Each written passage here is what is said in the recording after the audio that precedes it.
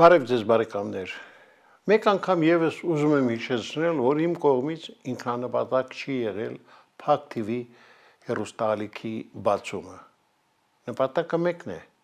ստեղծել այնպիսի մի հարթակ, որտեղ կգերակշռի ազատ խոսքը։ Իհարկե, պատահական չէ, որ ամեն անգամ մենք ձեզ դիմելով ձեր աջակցության կարիքն ենք զգում։ Հավատացեք, դա այսօր շատ կարևոր է։ Փակ TV-ի առաջին լուրջ քայլերն է կատարում։ Եվ ահա այն հաշվի համարը, որը դուք տեսնում եք ձեր էկրաններին, կարող է մեզ օգնել, որ հետագայում մեր համագործակցությունը ել ավելի արդյունավետ լինել։ Նպատակը մեկն է՝ ունենալ անկախ հեռուստաընկերություն, որը չպետք է կախված լինի իշխանությունից, ոչ կուսակցական շահերից, ոչ օլիգարխներից կամ արտաքին ազդակներից։ Պաշտոնապես հայտնում եմ, Փակ TV-ի դռները բաց են բոլորի համար անխտիր, ովքեր ասելիք ունեն, լինի իշխանություն, թե ընդդիմություն, օրինապաշտ քաղաքացի կամ օլիգարխ։ Փակ TV-ն, ի տարբերություն այսօր գործող շատ լրատվամիջոցներից, լինելու է իրապես բացառապես անկախ։ Դուք կուսակցության պատվավոր նախագահ Վարդան Ղուկասյանի նկատմամբ իրականացվում է քաղաքական հաշվեհարդար։ Սա մեր հայտնի իրավապաշտպան Լևոն Բաղդասարյանի խոսքերն են։ Իդեպ նոր հանդիպումը Լևոն Բաղդասարյանի հետ դուք կարող եք դիտել մարտի 6-ին Փակ TV-ի եթերում։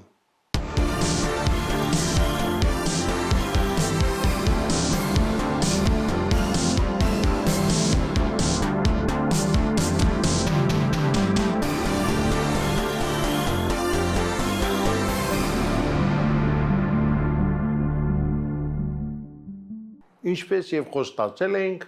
մարտ ամսից Փակ TV-ի եթերում դուք բարբերաբար կարող եք դիտել նաեւ մեր վերհուշ ծրագիրը։ Սա մի ծրագիր է, որը կարծում եմ շատ հետաքրքիր ունկնդիր է ունենալու։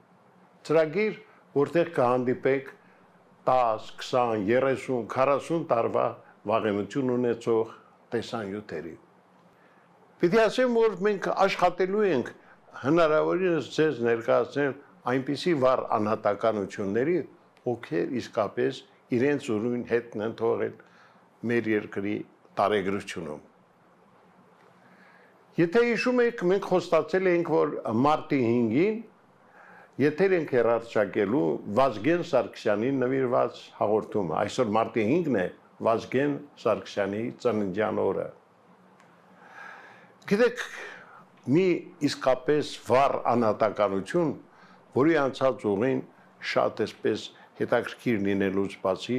լի է նաև բազում անակնկալ զարգացումներով։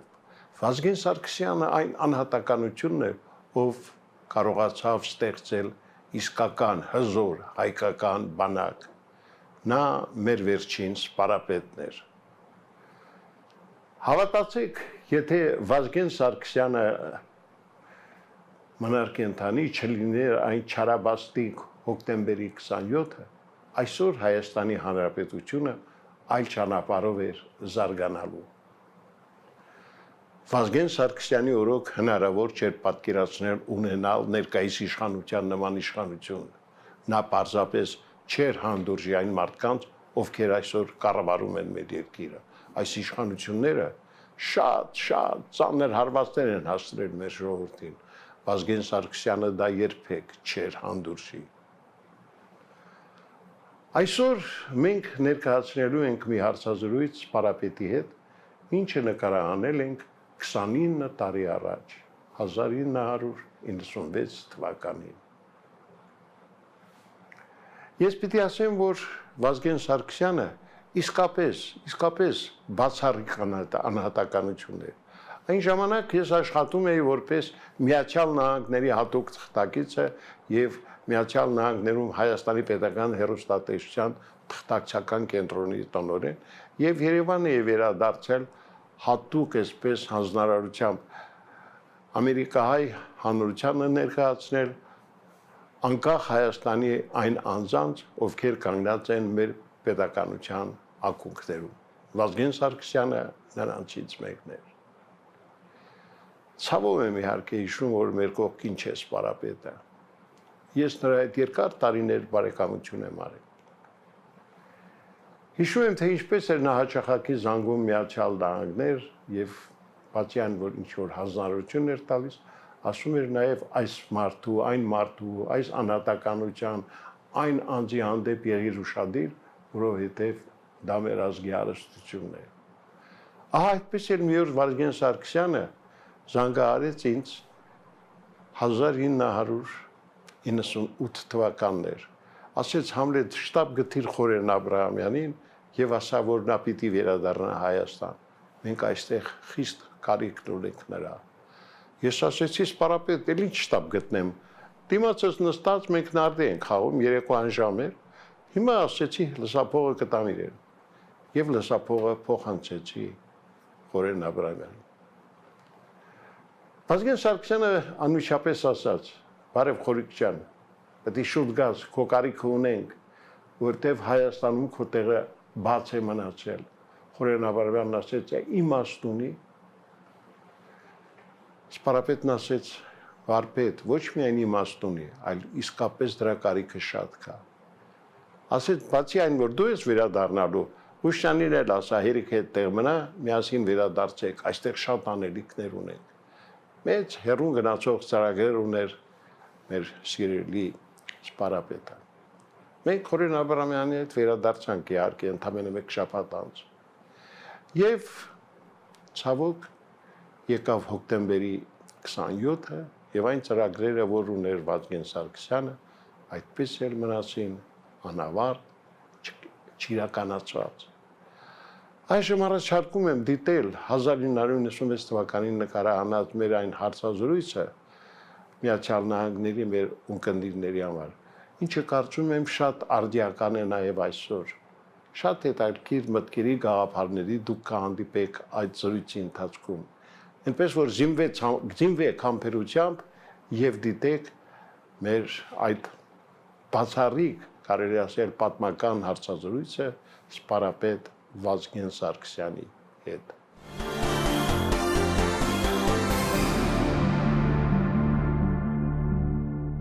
Կուզենայի, որ մեր զրույցի սկզբում նախ ինֆորմացիա տայիք այն մասին, թե իրոք այսօր ինչ երենից ներկայացնում հայ ազգային բանակը։ Նախ շնորհակալ եւ ուրախ եմ, որ հարկ եւ պատիվ եք համարել անդրադառնալ բանակին, բանակի խնդիրներին։ Եվ մի անգամից ասեմ, որ ցավոք սրտի դարավերջին 20-րդ դարավերջին մենք մեր պատերազմը Արցախի ազատամարտը իսկապես սկսեցինք դարասկզբի հնարավորություններով, դարասկզբի զենքով, պապենական մոսիններով, որսորդական հրացաններով եւ կարող էինք վատ արդյունք ունենալ, եթե կազմակերպչորեն ուշանայինք, փառք կազմակերպչորեն այս անգամ չուշացանք։ Նախ բանակ ունենալու ինքնապաշտպանության գաղափարը մթնոլորտում վաղուց կար։ Մեր պատմական հիշողությունը փառք Աստծո մեզ չէր դավաճանել։ Եվ ապա Սումգայիթյան դեպքերից հետո մենք հասկացանք, որ մեզանից բացի ոչ ոք մեզ չի պաշտպանելու։ Եվ տարերայնորեն Հայաստանի ամբողջ տարածքում ստեղծվեցին ինքնապաշտպանական կամավորական ջոկատներ։ Այդ ջոկատները ստեղծվեցին եւ ինստինկտյան, եւ կուսակցություններին կից, եւ կազմակերպություններին կից։ Եվ դա բազմահազարանոց կամավորականների բանակ էր,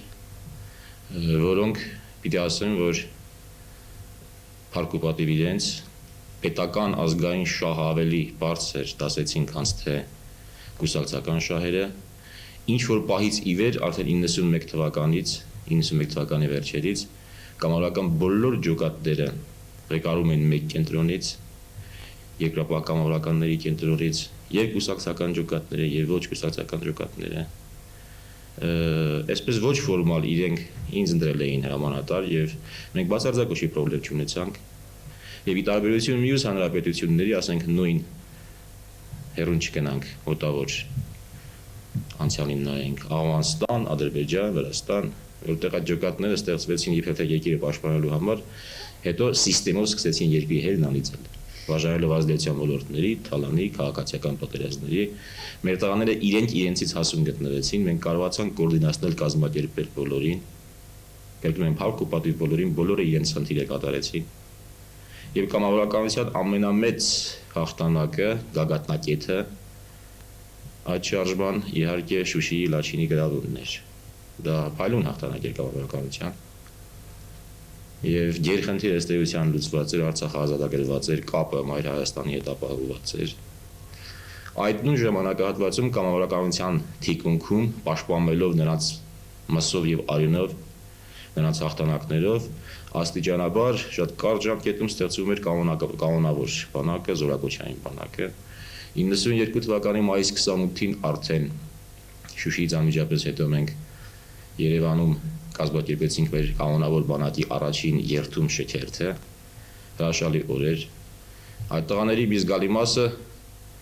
իսկապես հենց բառից բուն իմաստով հրապարակից գնաց ֆրոնտ, բայց մենք մեր ժողովրդին ցույց տվեցինք, որ մենք արդեն ունենք նաև մեր կանոնավոր բանակը, բացի կամավորականներից։ Եվ ես այն ժամանակ առիթ ունեցա բարձրազյան երազելու, որ երազում եմ այն օրը, երբ որ Հայաստանի բանակի երթումը շքերթը չի դառնա արտառոց ինչ-որ բան։ Մենք օրինակ սովորական այն բանակը, ինչ որ ունեն մեր հարևանները, եւ մեր զինվորին կնայեն ճիշտ այնպես, ինչպես մյուս երկրների նորմալ երկրների զինվորներին։ Փառք Աստծո, այսօր ես կարող եմ զեկուցել, որ մենք ունենք սովորական այդ բանակը։ Ծավալային իմաստով մեր բանակը իր զարգացումը ավարտել է։ Պիտի ասեմ, որ ծավալային իմաստով նախկին սովետական հանրապետություններից մեր բանակը փոքրաթիվ է, թերևս միայն Ռուսաստանի, Ուկրաինայի ու Ուզբեկստանի բանակներից, մնացած բոլոր հանրապետությունների բանակներից մենք ավելի մեծաթիվ ենք եւ որպեսզի մեր հայրենակիցներին ավելի պարզ դառնա, միջին եվրոպական պետությունների, ասենք Բուլղարիայի, Չեխիայի, Սլովակիայի, Հունգարիայի չափ կամ գրեթե այդքան ծավալային իմաստով բանակ ունենք։ Ես չեմ վախենում այս մասին ասել, որովհետև այն տարածքաշրջանը, որտեղ մենք ապրում ենք, անկանխատեսելի, նկատի ունեցեք, մենք թերևս շրջապատված ենք աշխարհի ամենաանկանխատեսելի պետություններով։ Այն ժամանակահատվածը անկանխատեսելի, որի մեջ մենք ապրում ենք, մեզ ուղղակի իրավունք չի տալի չունենալու այդպիսի բանակ։ Մենք դատապարտված ենք նաև այդպիսի բանակ ունենալու, ես դա չեմ վախենում ասել։ Եվ ես համոզված եմ, որ ուժեղ բանակ ունենալով մենք ոչ թե ինչ-որ ագրեսորային նպատակներ ունենք, այլ ունենք մեր սեփական, մեր փոքր, բայց հրաշալի երկիրը պահելու խնդիրներ եւ մեզ բոլորը կհասկանան, ովքեր չեն հասկանա Աստված իրենց հետ։ Ասեցի արդեն, ծավալային իմաստով բանակը ավարտված է, ավարտել իր զարգացումը 95-ից 97 թվականի հարաբերական խաղաղ ժամանակահատվածում մենք աշխատում ենք բանակի որակական զարգացման վրա։ Համարում են այսօր մեր բանակը տարածքաշրջանի լավագույնը, դա մեզ ուրախացնում է, դա այդպես է, սակայն տարածքաշրջանում ցավոք սրտի թե փառք Աստծո համատելու առանձնապես բան չկա։ Ոչ ադրբեջանական, ոչ վրացական բանակները իրենցից չեն ներկայացնում այն բանակները, որոնց հետ մենք պիտի հավասարվենք, անգամ ժամանակի հրաշալի ռուսական բանակը այսօր չափազանց վատ վիճակում է, եւ մենք այստեղ համատելու ոչինչ չունենք։ Մենք ուզում ենք ունենանք մեր ժամանակի լավագույն բանակներից մեկը։ Մենք ուզում ենք ունենալ ամուր կազմակերպված ոչեղեն բանակ եւ ամենահրաշալի զենքի շուրջ հակարած հավաքված ասենք թե 60-70 հազար մարդը, եթե չունի նորմալ գաղափարներ, չունի նորմալ մարտական պատրաստականություն, դա դերևս բանակ չէ։ Մենք աշխատում ենք այս ուղղությամբ։ Իհարկե գրեթե ամեն օր սկսել ենք զերոյից։ Բնականաբար չկային շենքային հարմարություններ, բնականաբար սովետական միությունը այստեղ միայն Հայաստանի կենտրոնական մասում, Երևանում եւ Գյումրիում ուներ բազաներ, իսկ մեր բանակը այսօր տարածված է ամբողջ հանրապետությունում, մեկ նոյեմբերից մինչեւ Բաղդադեր, եւ ամեն ինչ մենք ստիպված եղանք զերոյից սկսած քաղաքներից, որտեղ պիտի ապրեին մեր զինվորները, սկսած մարտական պատրաստականության դաշտերից, սպորտային հրապարակներից, լազարետներից, բժշկական եւ այլ։ Փառք Աստծո, կարող ենք այսօր ասել, որ 90%-ով բանակը նաեւ իր շինարարական խնդիրները լուծել է։ Որպեսզի խոսքից մեր կապահանոց չհնչեն, ես կարծում եմ, որ եթե դուք արդեն անդրադառնում եք այս խնդիրներին, կարող եք պարբերաբար մեր հայրենակիցներին ցույց տալ այն, ինչ որ մենք ունենք, մենք դրան ամենևին դեմ չենք, որովհետեւ սևերես չենք լինի։ Երևի մտածել եք նաև այս մասին հուշագրություն գրել։ Ես դա հարցնում եմ ձեզ որպես ոչ թե գրողի, այլ որպես դա ընդունված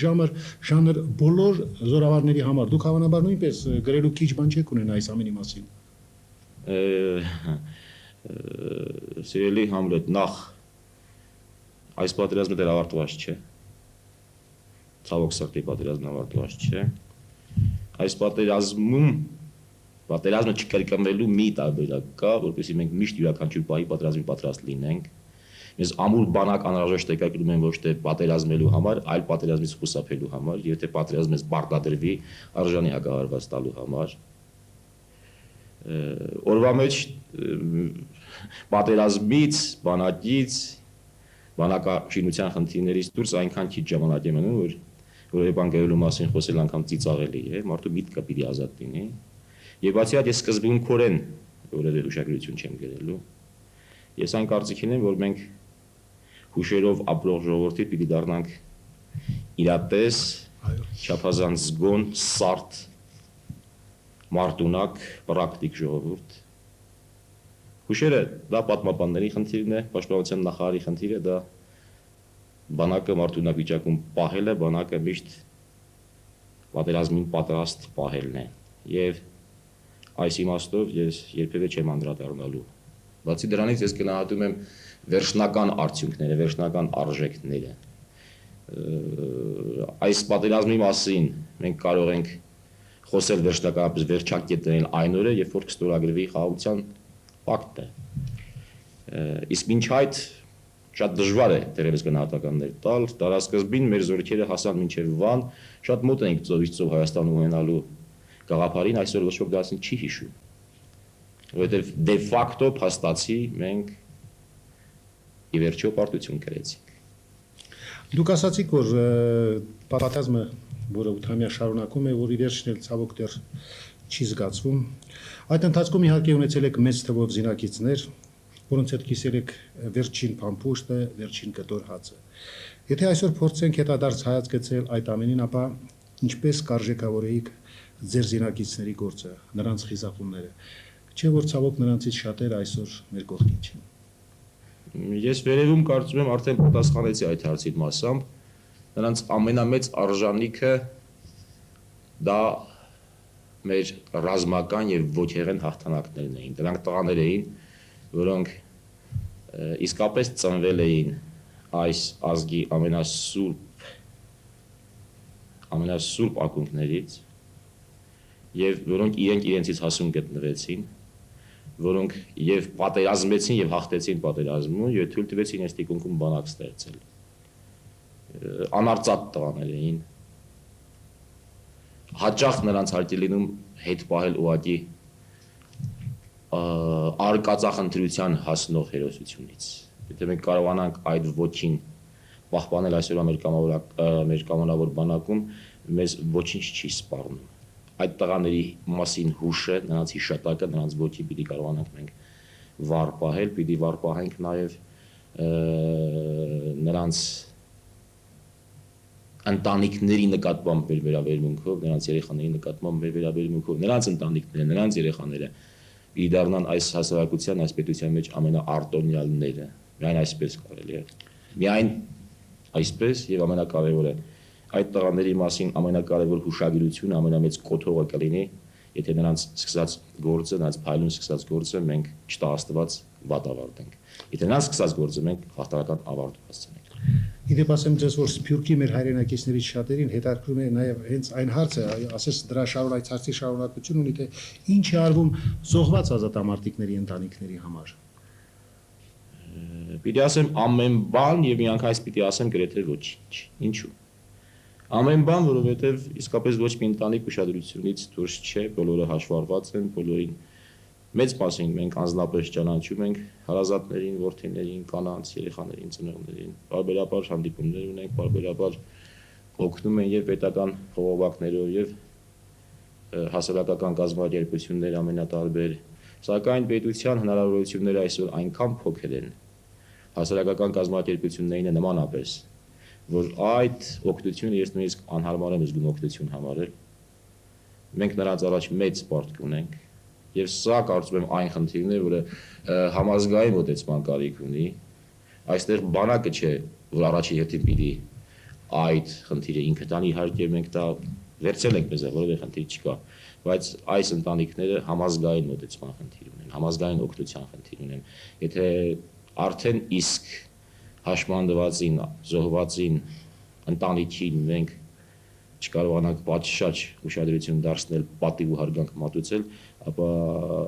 ոչ ոք այլևս սիրտ եւ ցանկություն չի ունենալու այդ ճանապարհով գնալու։ Սա շատ կարևոր խնդիր է։ Այս տարի, որպեսզի մենք գոնե կարողանանք մեր բաց թողումը ֆինանսական, տնտեսական ապահովագրել օրենքներով, պատրաստել է Պաշտպանության նախարարությունը զինծառայողների, նրանց ընտանիքների սոցիալական ապահովության մասին օրենքը, որտեղ մենք համաձայն ենք կառավարության եւ ազգային ժողովի այն տարբերակին անգամ, որ օրենքը ընդունվի, ամրագրվի, սակայն կիրառվի տարի աստիճանաբար ինչքան հնարավորություններ կունենա պետությունը, բայց ամրագրվի, որպեսզի մարդիկ հասկանան, իմանան, որ գոնե օրենքով դա ամրագրված է։ Իսկապես իրենց երեխաներինն է այս հանրապետության ապագան։ Կան առնվազն 100-ի չափ ծանր վիրավորներ, որոնք չափազանց լուրջ տրսուն բուժման կարիք ունեն, եւ այդ 100-ից մենք ունենք առնվազն 20-30 ընկերներ, որոնց առողջությունը օր-օրի վատանում է եւ ուղղակի հնարավորություն չունենք նրանց արտասահմանյան բուժում կազմակերպելու։ Հիմա նախագահի հրամանագիր կա, համաձայն որի պետական պահոստային ֆոնդերից գոնե 10 մարդու համար միջոցներ են հայթայթվել, ճարվել, բայց գոնե 30 մարդ ամեն տարի, եթե մենք կարողանանք ամենածանր տղաներին բուժման ենթարկել արտասահմանում, ուրիշ տարբերակ չկա, բժշկական բոլոր կոնսուլյումները դա են ասում, ամենատարբեր երկրներում դրանք բուժում ստանան։ Ավաղտալ չեն կարողանում հոգեկան եւ այսպես բարոյական մեծ պարտքի մեր ուսերին, ես հարցում ես կոզեի նա օգնության դիմել։ Պարոն նախարար, ասեմ, որ քանի որ մեր ծրագիրը առայժմ դիտում են միայն Միացյալ Նահանգներում, իսկ շուտով մենք, ինչպես ասացի, կսփռվենք նաեւ Սփյուռքի մյուս խոշոր գաղթօջախներում, ես կարծում եմ, որ կգտնվեն մարդիկ, հայազգի մարդիկ, մեր հերոստատողների մեջ կլինեն այնպիսիները, որոնք նույնպես կուզենան իրենց օգնության ձեռքը մեկնել, եւ բարեկամներ, եթե կլինեն այդպիսիները, կարծում եմ, որ Պաշտպանության նախարարությունը, անձամբ ինքը նախարարը հաճույքով կհամագործակցեն ձեզ հետ եւ իհարկե սա ոչ միայն ազգանվեր գործ է, այլ սա նաեւ մեր հարգանքի տուրքն է այն մարտիկներին, այն խիզախ մարդկանց, որոնք իրենց կյանքը վտանգել են հանուն մեր այսօրվա անկախ հանրապետության եւ պարոն նախարար կարող եք համոզված լինել, որ մեր հերոստատիտողների մեջ այնուամենայնիվ կգտնվեն այնպիսիները, որոնք կառաջարկեն եւ գտնել եւ օգնության ձեռք Ես համոզված եմ եւ նույնիսկ պատրաստ ենք յուրաքանչյուր կոնկրետ դեպքում, յուրաքանչյուր կոնկրետ ազատամարտիկի կացել կոնկրետ մարդկանց խմբի, որպես իրենք տեսնեն նաեւ իրենց բարեգործության, իրենց սրտացավության արդյունքը։ Գիտեք, մենք միշտ խոսում ենք այն մասին, որ մենք անհատների ազգ ենք, բայց վերջին տարիներին մեր ժողովուրդը ցուցաբերեց նաեւ հավաքական կամք, մասսայական հերոսության դրսևորումներ։ Այդ մասին ինչ կուզենայիք ավելացնել։ Իսկապես մենք անհատների ազգ ենք, սակայն անհատների ազգերը չի բացառում մասսայական հերոսությունները, ընդհակառակը։ Ես պիտի ասեմ, որ մեր ժողովուրդը շատ ավելի կազմակերպված, շատ ավելի գաղափարական եւ շատ ավելի ամուր ժողովուրդ է, քան մեզ տարիներ շարունակ ուսուցանել են եւ գրական գործերով եւ ընդհանրապես ինքներս մեր մասին մեր հավաքական կարծիքով վերջին գոնե 7 տարիների փորձը ցույց տվեց, ապացուցեց դա։ Ես չեմ պատկերացնում աշխարհի մեկ այլ ժողովուրդ կամ այլ ժողովուրդներ, որոնք այս ծանր պայմաններում այսքան տոկունություն ունենային, կարողանային հաղթահարել երկրաշարժ, կարողային հաղթահարել սոցիալական այս կատակլիզմերը, քաղաքական այս կատակլիզմերը, փաստորեն տնտեսական մի կաթուդացերից ասում ես մյուսին, պատերազմ, բլոկադա, սրանցից յուրաքանչյուր դեպք, յուրաքանչյուր այլ ժողովրդի կարող է հավասարակշռությունից հանել, բայց այս ամբողջ արհավիրքը պայթեց մեր ժողովրդի գլխին եւ մեր ժողովուրդը դիմացավ դրան։ Այլ հարց է, որ մենք իհարկե պատմության ինչ-որ ժամանակահատվածում չգիտեմ երբ թերևս ինչ-որ մի մեծ խոշոր սխալ ենք թույլ տվել, որը բեկել է մեր ուղին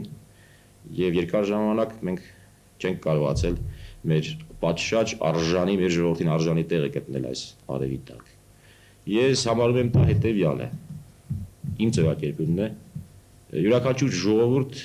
իր պատմության ընթացքում գոնե մեկ անգամ իր կռիվը, իր պատերազմը պիտի մինչև վերջ տա։ Աշխարհի ավելի հզոր ժողովուրդները տարել են միջին տարերում, մյուսները քիչ ավելի հետո։ Մենք ցավոք սրտի մեր բոլոր պատերազմների կեսում հոգնել ենք։ Համարել ենք ավարտված։ Չգիտեմ ինչ է պատահել մեզ հետ։ Մենք մեր պատերազմը այդպես էլ ոչ մի անգամ մինչև վերջ չտվեցինք, դրա համար հաջող ստիպված եղանք մեր դաժե նույնիսկ ամենահերոսական պատերազմները դար մեր մայրաքաղաքի մատույցներում։ Կրկնում եմ, յուրաքանչյուր ժողովուրդ իր պատերազմի գորը մի անգամ ինչի վերջ պիտի տա։ Մեր դեպքում սա վերջին շանսն է։ Մենք պիտի կարողանանք ամուր կանգնել մեր հողի վրա, մեր ոտքերի վրա եւ կարողանանք բեկված ընթացքը մեր ի վերջո ուղղել եւ մտնել համաշխարհային լավագույն զարգացած պետությունների ժողովուրդների շարքը։ Եվ երկրորդ խնդիրը ընդհանրապես ժողովրդի սխալ կամ ճիշտ լինելու մասին։ Իրեք ժողովուրդները բացի իրենց գենետիկ առանձնահատկություններից ավելի մեծ տարբերություններ չունեն։ Շատ կարևոր է թե դու ինչպես ես ղեկավարում այդ ժողովրդին։ Ինչպես են ազգային լիդերները ղեկավարում ժողովրդին։ Ժողովրդին պիտի ոգևորել, ժողովրդին պիտի ուղղորդել, ժողովրդին հարկ եղած դեպքում պիտի հետևիցը տանել։ Ինքը իրեն ժողովուրդը ցավոք սրտի ճիշտ բանի ընդունակ։ Եվ մենք խոսում ենք մեր անհաջողությունների մասին, ավելի շատ պիտի խոսենք բոլոր ժամանակների նավասերվա ղեկավարների անհաջողությունների մասին, քան թե ժողովրդի։ Այդ ձեր այն միտքը, որ բանակը համազգային հասկացություն է, որ ներխմբակային շահերը եւ կուսակցական պարակտումը պետք է միշտ հեռու լինի հայկական բանակից, որ հենց մեր բանակում եք դուք տեսնում համազգային գերխնդիրների մարմնավորումը երևի պատահականորեն չեն եղել ասված։ Անկասկած, ես դա կարևորում եմ հատկապես այս փուլում, երբ որ պետությունը շատ դժվարին վերագնահատումների եւ վերակառուցությունների էտապ է անցնում։ Եվ բնականաբար հասարակության մեջ կան բևեռացումներ, բնականաբար կան անհայսոցական անարդարություններ, սոցիալական բևեռացումներ։ Այս պահին բանակը թերևս դա միակ տեղն է, միակ կաթսան է, որտեղ պիտի շաղախվեն հասարակության բոլոր օղակները, բոլոր խավերը։ Եվ այդ կաթսայից պիտի ծնվեն արժանի հայ մարդիկ, հայ երիտասարդներ, մարդիկ, որոնք գնահատում են այս երկրի անկախությունը, մարդիկ, որոնք որ իրենց կենսագրությամբ, իրենց ջանքով, ուժով կանգնել են հայրենիքի պաշտպանության ակունքներում։ Ես բանակին տեսնում եմ իսկապես ազգային միասնականության այն օջախը։ Պիտի բանակում մթնոլորտը միշտ մենք կարողանանք մաքուր պահել։ Այստեղ նույնպես 97 թվականին մենք մի շարք խնդիրներ ունենք, հատկապես օրենսդրական խնդիրներ, մի շարք օրենքներ են ընդունվում եւ պաշտպանության մասին, եւ ռազմական դրության մասին, եւ զինապարտության մասին օրենքները, որոնք մեզ հնարավորություն են տալու այդ արդարությունը եւ բանակ զորակոչվելու հետ կապված, եւ բանակում ծառայելու հետ կապված, եւ բանակից հետո հասարակության մեջ զինվորի իր տեղը ունենալու, սպայի տեղը ունենալու այդ բոլոր հարցերը օրենսդրորեն կարգավորել։ Փառք Աստծո, երկրի ղեկավարությունը ընդունում է այդ առաջնահերթությունները եւ այդ 3-4 օրենքի արկայությունը մեզ հնարավորություն կտա ազնվություն, մաքրություն, անաչառություն մտցնել բանակի շարքին։ Բարեկամներ, եւս մի հարց, որ դուք խնդրել եք անպայման տալ պաշտպանության նախարարին, ես կատարում եմ ձեր խնդրանքը։ Պարոն Սարգսյան, վերջին շրջանում հարաբերս Սփյուռքում մեծ աղմուկ է հանել ներքին գործերի նախկին նախարար Վանո Սիրադեղյանի այն ելույթը, որը չգիտես ինչու այդքան շատ ցուցադրվեց Սփյուռքի հայկական ստաժանը։ Մենք Վանո Սիրադեղյանի միասին էինք։ Դուք միասին եք, այո, բայց իհարկե լավ կլներ, որ այդ մասին դուք խոսեիք, չնայած որպես հայ մարդ ես գտնում եմ, որ կարելի նման տեսահոլովակները հատկապես Սփյուռքում եւ այն էլ Միացյալ Նահանգների նման երկրում այդքան հաճախակի ցուցադրել։ Իհարկե սա քաղաքական ինչ որ նկատառումներով արվեց, բայց այնուամենայնիվ եկեք վերադառնանք այդ ելույթին, քանի որ ինքներդ էլ ինչպես ասացիք ներկա էիք։ Ներկա չէ, ես կազմակերպել եմ այդ հանդիպումը։ Հավաքված էին բանակի հրամանատարության մի զգալի մասը, դաշտային հրամանատարների, այն տղաների, որոնք իրենց ուսերին են տարել այս պատերազմի ամբողջ ծանրությունը։ Եվ այդ տղաների հետ այդ կարգի խնջույքներ ես էլի եմ արել, ավելի բուրըն խնջույքներ եմ արել։ Ես այդ կարգի խնջույքներ իրենց հետ արել եմ պատերազմի դաշտում 91 թվականից սկսած։ Եվ դրանցից շատերը խնջույքներից մնացած զոհվել են։ Աստված գիտի թե այս խնջույքից հետո եւս մի տարի հետո այս տղաներից քանիսն է կենթանի մնալու տեղերս։ Իմ ներքին կյանքը, իմ ինտիմ կյանքը մասսայականացվել է։ Շատ տհաճ է, բայց պիտի խոսեմ, ասեմ, որ ես ինքս իմ ասած խոսքերից ոչ մեկից չեմ հրաժարվում։ իսկապես արդեն կրկնեցի, երբեք չի կարելի թույլ տալ, որ ուժով ամբողջով կան իշխանություն փոխեն։ Այնտեղ արդեն անգամ շեշտել եմ, կարևոր չէ տվյալ պահին թե ով է նախագահը, կարևորն է որ չի կարելի ուժով իշխանություն փոխել։ Ինչ վերաբերում է ընդհանրապես խնջույքի ժամանակ հայտարարված, ես նորից եմ կրկնում, մի մոռացեք, որ դա 25-ի դեպքերից մի քանի օր հետո է, երբ գեր լարված իրավիճակ էր, յուրաքանչյուրի ներվերը, յուրաքանչյուրի հոգեբանությունը։ Ես որևէ մեկին չէի ցանկանա ամսի 25-ին իմ տեղը լիներ։ Այնուամենայնիվ քաղաքում շուրջ 10,000 զորք կար եւ յուրաքանչյուր պատահական կրակոց կարող էր էապես փոխել ամեն բան։ Եվ բանակի այդ հրաշալի պատիվը հարգանքը մի օրվա մեջ, մի րոպեում, մի ակնթարթով կարող էր ջուրը լցվել, բանակը հանգարց կարող է դառնալ ոչ թե հաղթանակած, հաղթող, սիրելի, այլ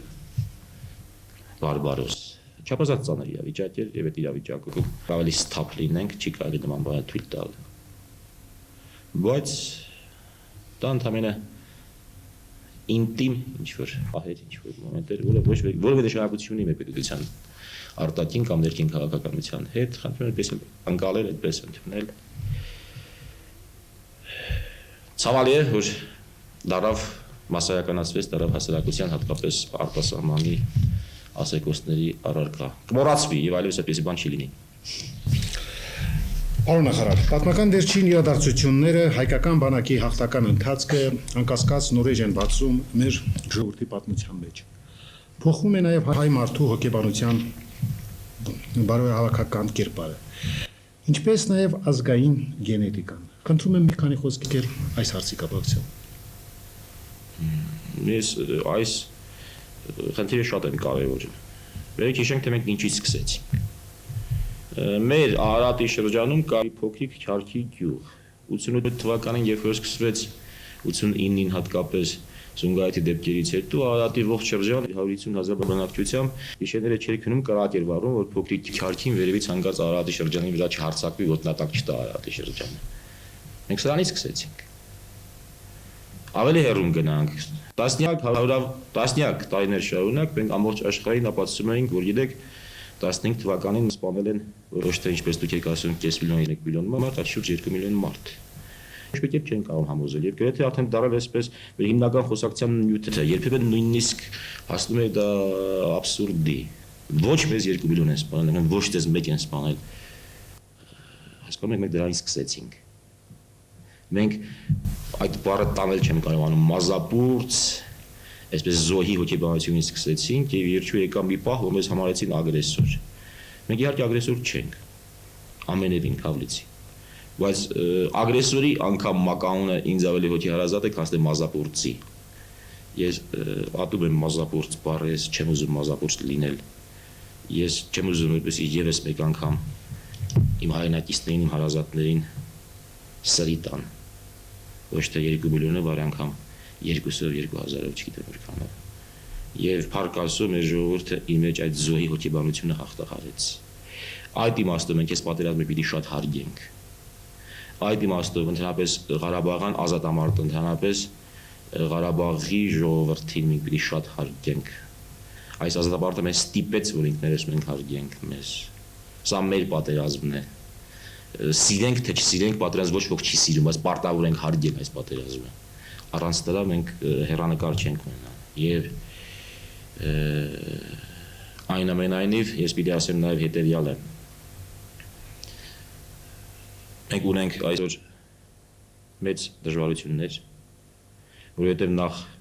մեծաթիվ բանակ ունենալը, բանակը սպառազինությամբ ապահովելը, բանակը գերակրելը, պահելը դա չափազանց թանկաճույք է, չափազանց թանկաճույք է։ Եվ նորաստեղծ պետությունը մի կերպ շատ ծանր է կարողանում այս ծանրությունը տանել։ Եվ մեր մյուս տնտեսական, սոցիալական դժվարությունների մի զգալի մասը գալիս է նաև մենք շատ լավ հասկանում ենք դրանից։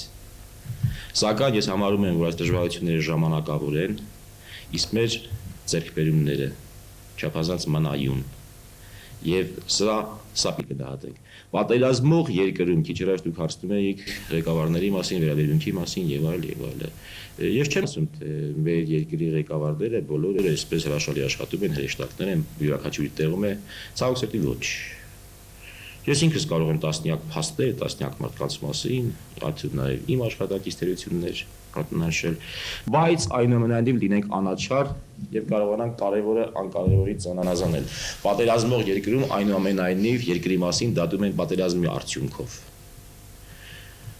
Սրանից 10 տարի հետո, ընդամենը 10 տարի հետո մեր մասին չեն հիշելու, թե 91, 92, 93-ի ձմռանը Հայաստանում որքան գազ կար, որքան չկար, քանից արկայտրվեց, ի վերջո դա ամեն ինչը վերականգնվող բան է։ Մեր մասին հիշելու են երկիրը պահպանեց, թե ոչ։ Հաղթեցիք, թե պարտվեցիք։ Անկախ եք, թե ոչ։ Ի վերջո կարողացաք դառնալ դեմոկրատական պետություն, թե ոչ։ Մարդկային, ազգային, սոցիալական արժեքները այս երկրի մեջ պահպանվեց, թե ոչ։ Իսկ ամեն ինչի հիմքը բանակն է, պաշտպանությունն է, եւ այսօրվա մեր հաջողությունները, ես դա միտում եմ հաջողությունների համար մի ոչ թե հաղթանակ, որտեղ կրկնում եմ, հաղթանակը կլինի միայն այն օրը ստորագրվի այդ փաստաթուղթը։ Սա է իմ սկզբունքը զերծ։ Պարոն նախարար, մենք մոտենում ենք դարեվերջին։ Վերջին իրադարձությունները ստիպում են նորովի գնահատել ոչ միայն ներկան, այլև անցյալը։ Ինչպես է գնահատում 20-րդ դարը մեր ժողովրդի համար եւ ինչպիսին եք տեսնում նրա ապագան։ 20-րդ դարը թերևս մեր ժողովրդի համար ամենաողբերգական սկիզբն ունեցավ, ավելի վատ սկիզբ մտովի անգամ հնարավոր չէ պատկերացնել, շատ լավ եք ինչի նկատի ունեմ, մեծ եղերն է։ Դրանից հետո կարծում եմ 20-րդ դարը մեր ժողովրդի համար եղել է հաղթանակների դար։ Չգիտեմ, ինձ հետ համաձայնում եք թե ոչ, ես այդպես եմ համարում։ Եվ հարյուրավոր տարիներից հետո 18 թվականին առաջին հանրապետության ստեղծումը եւ դրանից հետո արդեն հայկական սոցիալական հանրապետության գոյությունը, տնտեսական, կուլտուրական, կրթական բարգավաճում, ես դա բարգավաճում եմ համարում անկասկած։ Եվ երջո մեր սերունդը կարողացավ հասնել երկրի լիակատար անկախության, կարողացավ հասնել ռազմական հաջողությունների, կարողացավ հասնել դեմոկրատական պրինցիպների, անշրջադարձելի անկախության մենք հասանք։ Այս ամենը չափազանց կարևոր են եւ մեր պատմությունը 20-րդ դարի վերագնահատման կարիք ունի։ Այստեղ ցավոք սրտի գործել է բացասման օրենքը։ Կոմունիստները բացացեցին դաշնակներին, մենք բացացեցինք կոմունիստներին եւ այսպես շարունակ մինչդեռ ես կրկնում եմ եւ առաջին հանրապետության լիդերները եւ սոցիալիստական հանրապետության երկար տարիների լիդերները եւ մենք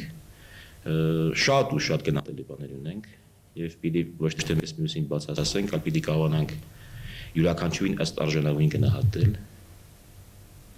յուրաքանչյուրի արածը ըստ արժանավորին գնահատել եւ այն, որ մենք այսօր ունենք անկախ հանրապետություն, նորմալ բանակ, հաղթանակներ, դա 18 թվականից մինչեւ 97, շուտով 98 թվականն է գալիս, մեր հավաքական կամքի, մեր հավաքական խելքի արդյունք է։ Կրկնում եմ, բազմաթիվ սխալներ են եղել, բայց վերջին հաշվով 20-րդ դարում մենք կարողացանք պետականություն ունենալ, նորմալ տնտեսություն ունենալ, հիմա արդեն նաև անկախություն եւ բանակ ունենալ։ Դա ձեռքբերում է։ Պիտի մեկս մյուսին գնահատենք, մեկը պետք է մյուսին չսեվացնենք։ Լավագույնը կարողանանք գնահատել, օգտվել լավագույնից եւ հրաժարվել մեր վատ գծերից։ Եվ առավել եւս 21-րդ դարի շեմին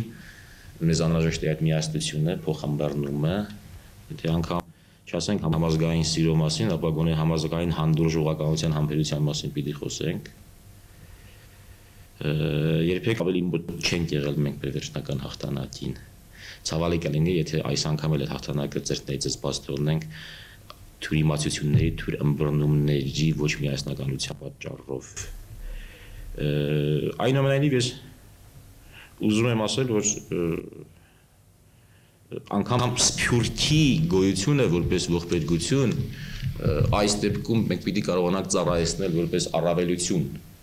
Փաստ է դա արդեն մենք ունենք սփյուռք, մեզ ցակուցերի վենան աշխարհով մեկ, սակայն դա ամեն ինչից պատիվ էական առավելություններ է։ Ցավոք սրտի սփյուռքի հնարավորությունները մինչև այսօր վատ են օգտագործվել